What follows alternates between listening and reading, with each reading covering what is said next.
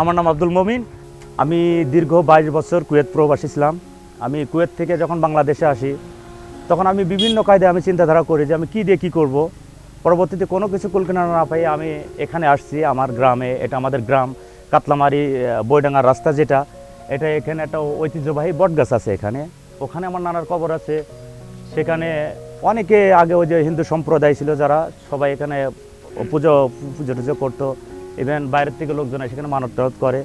তো হঠাৎ করে আমরা 3 বন্ধু, আমি লিটু আর টিটু, আমরা 3 বন্ধু কিন্তু এখানে একটা রাত্রে আসার পর আমি বললাম যে এখানে একটা মানে কিছু টাকা ইনভেস্ট করলে মনে হয় খুব ভালো হয়।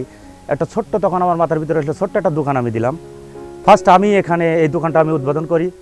ইভেন করার পরে আমি দেখলাম যে জনগণের যে সফলতা সাড়াটা, সেই সাড়াটা এখানে আমি অনেক পাইছি। এবং আমার এলাকার যারা আছে, আমার বড় ভাইরা যারা আছে এবং যারা মুরব্বীরা আছে, তারা আমাকে অনেক সাপোর্ট করছে যে এই রাস্তাটা এক সময় আসরে আজান দিলে আর কেউ যাইতো না। এখন এই রাস্তা দিয়ে রাতের 12-1টা পর্যন্ত লোকজন চলাফেরা করছে। বিভিন্ন জায়গা থেকে অনেক ফ্যামিলি আসতেছে। ওদিনকে আসছে কোটচাঁদপুর থেকে, তার আগের দিনে আসছে দর্শনা থেকে এবং চিটাগাং থেকে। আমার একটা ফ্যামিলি ফোন দিচ্ছে যে ওখানে খেজুরের রস, ইভেন মানে সুন্দর যে গুড়ের যে ইয়েটা আর কি, খামির যেটা বলে পাটালি বলে আমাদের দেশের যারা গ্রাম বাংলায় আর কি বলে, সেই পাটালিটা সুন্দর পাওয়া যাবে এখানে।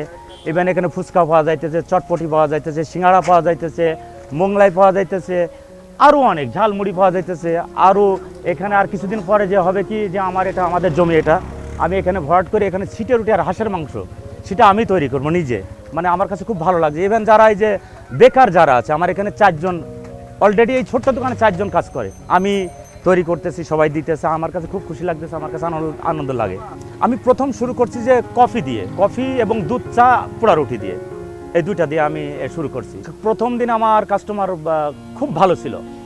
খুব ভালো ছিল বলতে আমি 5+ আমি বিক্রি করছি এখানে। 5,000+ আমি বিক্রি করছি। আমি ওই রকম কোনো কিছু করি না। সেটা হচ্ছে যে আমার ফেসবুক যেটা আছে ওইটা আমি ছাড়ছিলাম বিভিন্ন জায়গার থেকে, যেমন ফ্রেন্ড সার্কেল আছে, ওরা আসতেছে, সবাই সবার মুখোমুখি বলতেছে, এই কাজে চলতে আছে আর কি।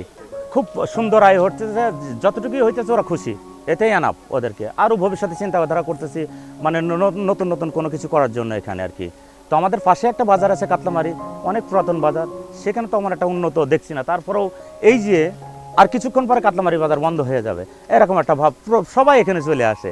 তো ওরাও আগ্রহী যে এখানে যদি সেরকম সবার জমি আছে পজিশন মতো, এখানটা আমি চাচ্ছি যে এটা মাটি ফেলে এবারটা ভরাট করে এখানে দোকান হবে, প্লাস ওইদিকে হবে একটা হোটেল রেস্টুরেন্ট হবে আর কি, যে গ্রাম বাংলার যেটা খাবার।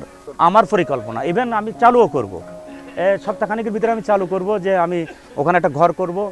ইভেন হাঁসের মাংস আর ছিটে রুটি আমি এটা তৈরি করে। আর কিছুদিন পরে এখানে এই যে খেজুর গাছগুলো আছে, খেজুর গাছের রস সকাল এবং সন্ধ্যা পরিপেটে সেফটি যে রসটা, মানে সুন্দর যে রসটা, সেটাই পাবে এখানে। টাইম 4টের থেকে রাতের 10টা-11টা পর্যন্ত হায়েস্ট। নিরাপত্তা ব্যবস্থা আমাদের যে গ্রামের যেসব বড় ভাইরা আছে বা আমরা আছি, আমাদের সমাজ আছে, সবাই বাড়ি থেকে যতগুলো ফ্যামিলি আছে তাদেরকে আমরা সিকিউরিটি দেওয়ার জন্য আমরা চেষ্টা করি। অতীতে ছিল যে রাস্তা থেকেও চলাফেরা করতো না, এমন একটা সময় ছিল, কিন্তু এখন তো আর জি এখন তো সুন্দর একটা পরিবেশ আসছে। আমার একটাই ছেলে, সেটা হচ্ছে মাদ্রাসায় পড়তেছে সিলেটে, উনি হাফেজি পড়তেছে।